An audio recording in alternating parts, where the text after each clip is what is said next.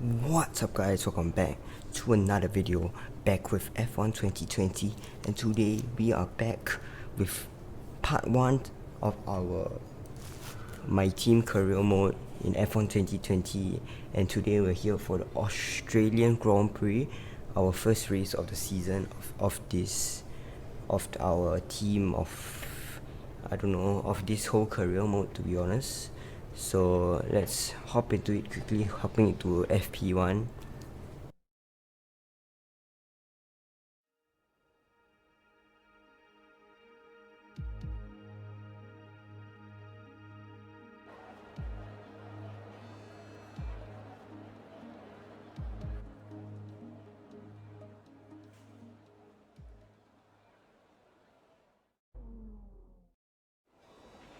Hey boss, this is Jeff.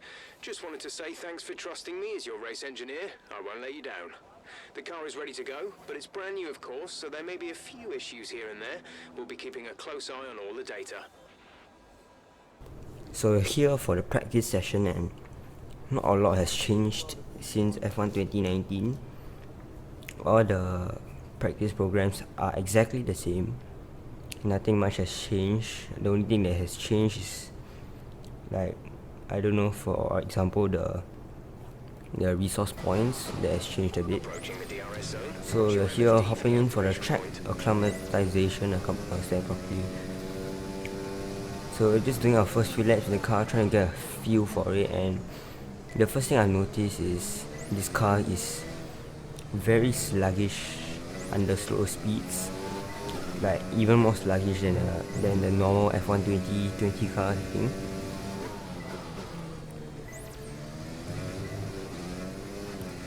And it's also very slippery on the throttle, as you can see there, or losing the back end. Now we're doing the tire wear test. This was pretty easy. Just trying to get a feel for the car, for the track. Not really trying to push it any harder.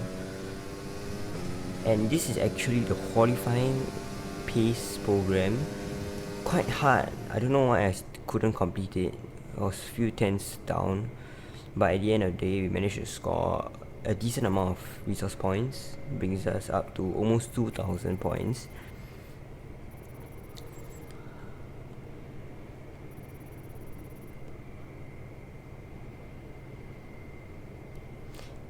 And so now let's hop back and let's see what we have completed, I guess.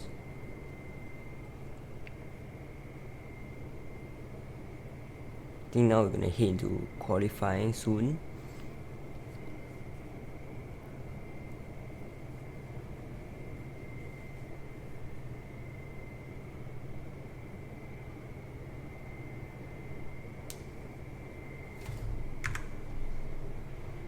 So now we're here back at the center. We are heading towards, I think, qualifying.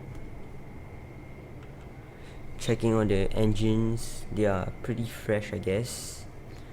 4% on almost all the components. And yep, I think we are pretty much ready to go into qualifying. I think we may want to do some R&D upgrades. Okay, let's see, we have the 4 categories. Which one shall we upgrade? I think we're going for the rear floor under tray, and the other one is the engine power, which is a minor one, so we're gonna get that. 1,390 points left is still quite a lot. I think I'm gonna spend it on other areas. Just taking a look at the engine upgrading cycle, I think this would give us a great boost. Now this is the chassis side of things. That is a very high failure chance. I think some of these upgrades, I think they may fail. I think they're coming in a few races time. I forgot how many races that it takes. So we're hopping into the qualifying, and yeah, let's see how we do, I guess.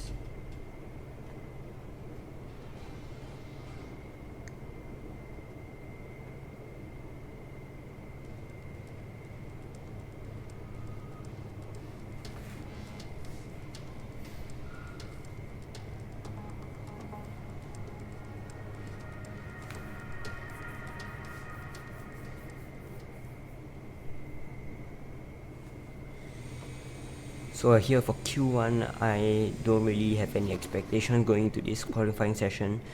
Our car performance is quite far down the grid, so I expect us to stay in Q1, not be able to make it to Q2, but let's just try to beat our teammate for our first race, get a feel of the car, learn how this car works, and yeah, I think that's the most important. The first qualifying session of the season can set the standard for the rest of the races, I guess.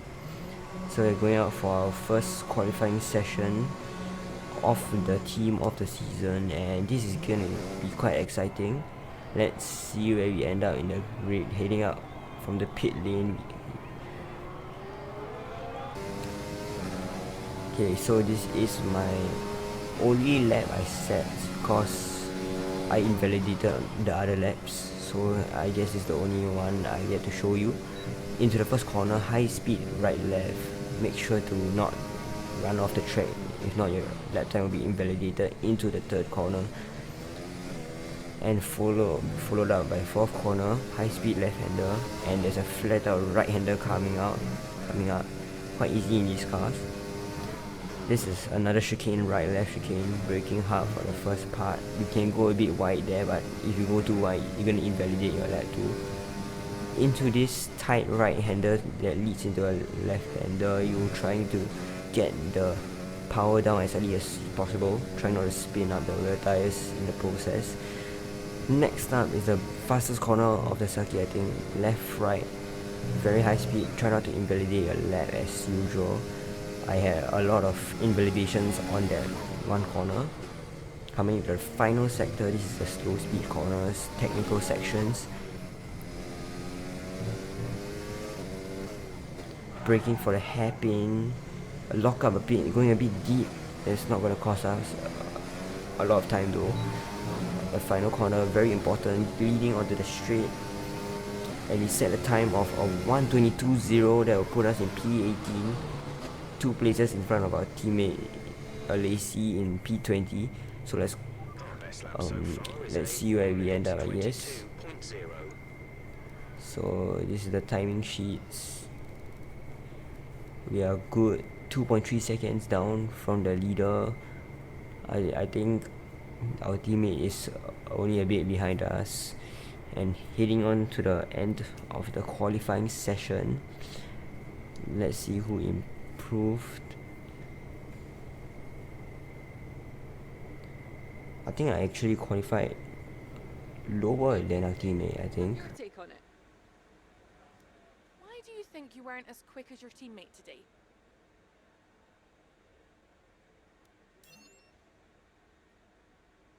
Your qualifying pace didn't put you at the front of the grid. Will this be a problem tomorrow?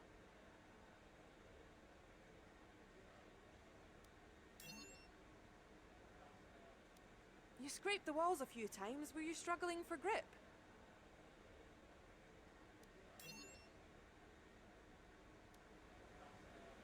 Appreciate your time.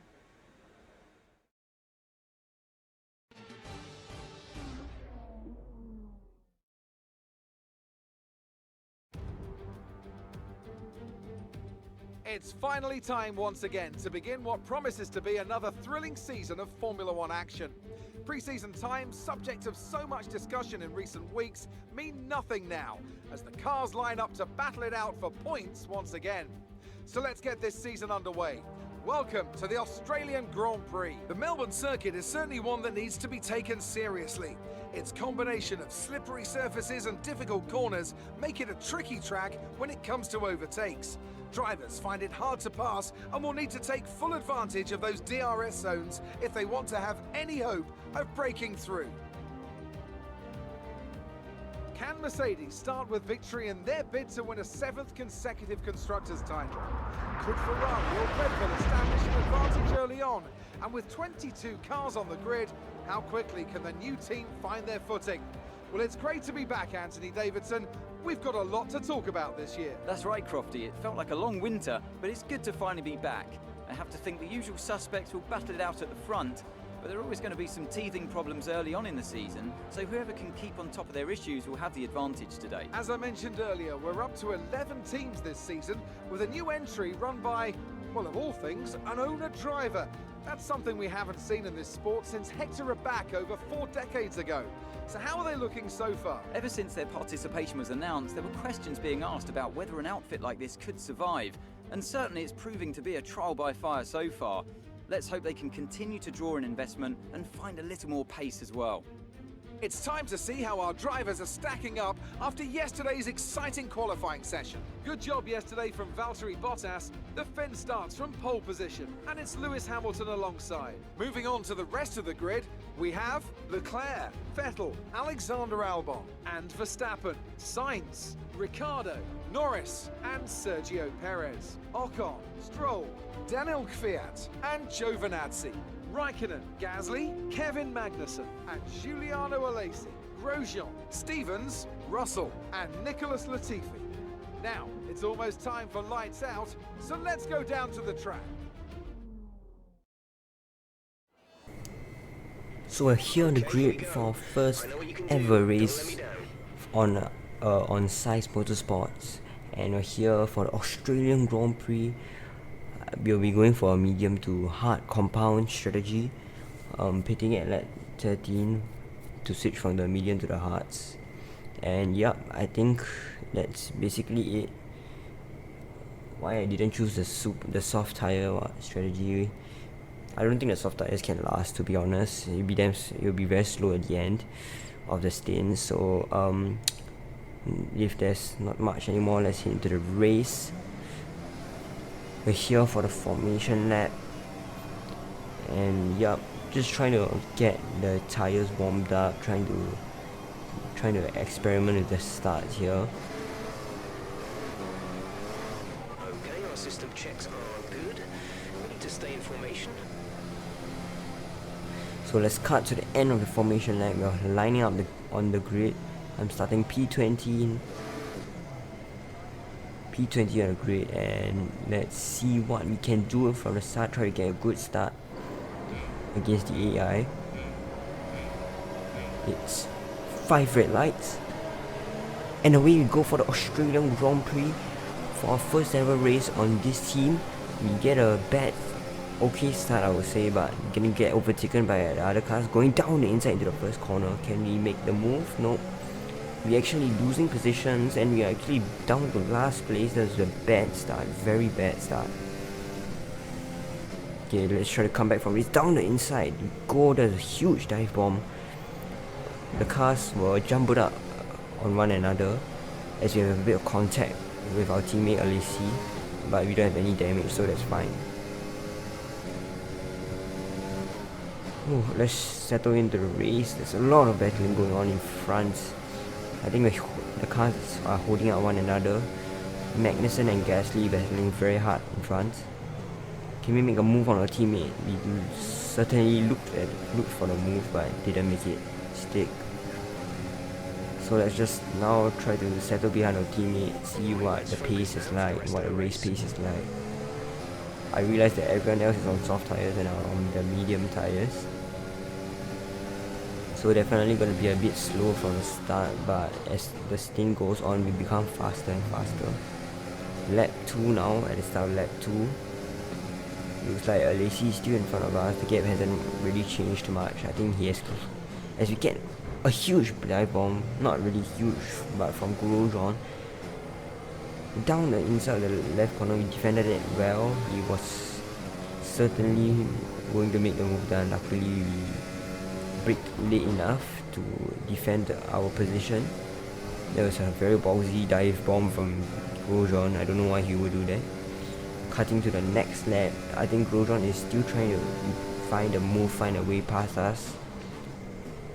I'm not gonna let him do it again this time. I think the field is starting to spread out a bit. The gaps are becoming a bit larger now. There's almost a 1 second gap to our teammate in front, but I think we'll get the DRS if we stay in the 1 second. Oh, and we're not in the 1 second anymore. Is that Grosjean? He's gonna go down the inside. No, we're gonna squeeze him off. Not gonna let you do that.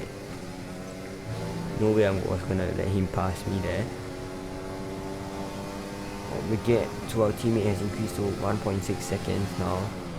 Remember though, the soft tires are coming in, the soft runners are coming in at lap 10, and we're coming in lap 13, so I think the switch over is starting to happen now.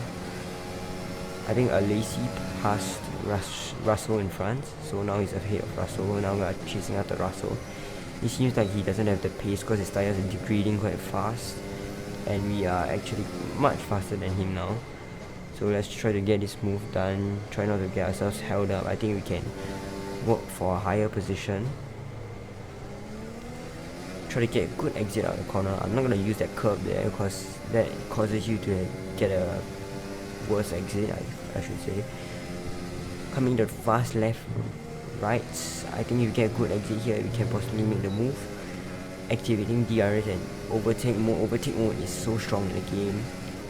And down the inside we go. That should be an easy move, clean and easy, no problems at all. Now we are chasing after Lacey. He's 1.1 seconds in front, and let's see whether we have the pace to chase after him. I think we will. We are on the medium tires. Lap 9 now, one more lap to the soft runners are pitting, so their tires are definitely off the cliff right now. We're 3 tenths behind Lacey. Looks like he's getting held up by the cars in front. Magnussen and Stroll, I think, are battling quite hard.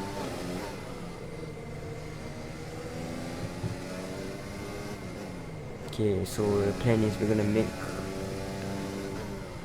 maybe let Lacey come into the end of the pits, or come into the pits at the end of the lap, or maybe make a move. Probably make a move. I can't be bothered. I'm just trying to get past these guys as quickly as possible. They're holding up my race. DRS and overtake mode. I think this should be a simple move. No.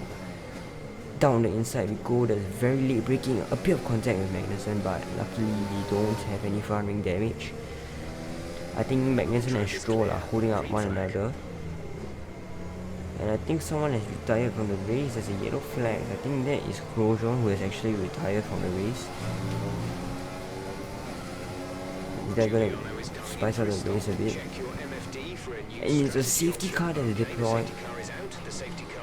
That has completely changed our race, I think.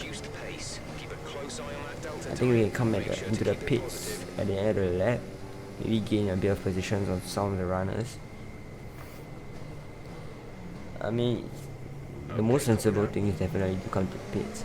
Our teammate actually, I think, has gained the most time because he came into the pits the moment the safety car came out. That was quite lucky from him. So at the end of the lap, I'm coming into the pits, braking on my marker, slowing down to 60 kilometers per hour, and let's see what the Size Motorsport pit crew can do. Let's see, 2-second pit stop, 2.7, not bad. So let's see who we get in front of as we rejoin the track. Who's that behind? Is that Russell? Yes, it's Russell. Oh, so we didn't gain any positions or else any, I think. We still have Lacey in front. Coming to the end of the safety car period. The safety car is coming in at the end of the lap, so let's try to get a good restart. Maybe try to jump Lacey at the start. I don't know, let's see. So we get up to speed now. I think we get a very bad start. The tires weren't completely warmed up. So I think we lost quite a lot of time to Lacey here. I couldn't get the power down at all through the final corner. But I think we can make the time up to Lacey because all the cars in front will be very tight, holding each other up. So we probably hold Lacey up. It's a domino effect. So if one car in front gets held up, then the rest of the cars behind gets held up. So let's just try to see what happens and make the moves out of it. Coming to the end of the lap, there's a big train in front and go down the inside of our teammate. We are around the outside for the final corner. Can we make the move done? That stick, yes, he backs out of it and we get a move done. See, I told you the chance will come and you have to take the chance. You have to take the risk, and I definitely took the right risk there. Gain the position of my teammate. Now I'm chasing out the Kvyat. The train is still there, they're all jumbled up. So I think we still can go for Kvyat.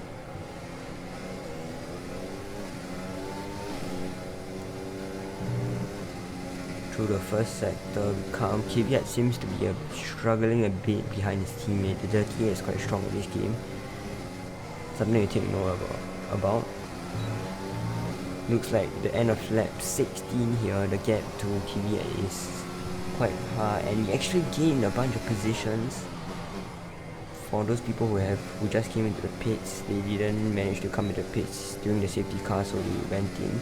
Or maybe they're just two swappers, so that's us promoted to P13. At the end of lap 18 here, the gap to Kvyat is around 2 seconds. The gap behind to our teammate is 1 second. But I think we can pull the gap, make it wider near the pace. Gap now to the car behind is 2.5 seconds. Looks like Alesi lost the place to Giovinazzi, so that's something to take note of. Lap 22 now, we have 7 laps in the race, running a steady P13. That's a good position, and now as we can see, we got Verstappen in our live time sheets there. So he's definitely coming back on the charge. He should make easy work on Giovinazzi and probably start chasing after us. So we're coming to the end of lap 26. Kvyat is being held up by his teammate in France. So we are actually closing the gap. The gap is 1.4 seconds, but the thing is, Verstappen is chasing us. He's 1.5 seconds back and chasing very quickly. So I don't know what we can do. I think we're just gonna have to let the position by once it comes. So cutting to lap 28, Verstappen is right on our gearbox, and that should be an easy pass for him. Yep, he goes with probably overtake mode and DRS. And that's an easy move. And we have Sainz behind us. He's chasing us quite far quickly as well. He's on the medium tires.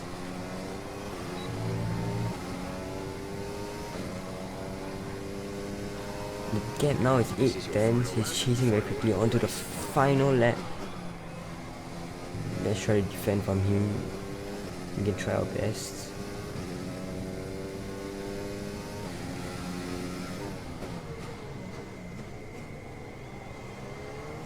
Looks like Verstappen is also chasing after the 2 Alpha Tauris, and yeah, that's probably good. He's gonna probably make easy work of them. Definitely the sister team there. But our focus is on Sainz now. He's right there. I can see him in the mirrors, and we actually get a time penalty. Oh, I guess there's no point anymore. I think it was a 3-second time penalty. It was, right, I think. But the thing is, now Giovinazzi is catching up, so he probably can steal the position from us. So we're gonna have to push his final sector. We probably lost the place to Sainz already, but let's just try our best.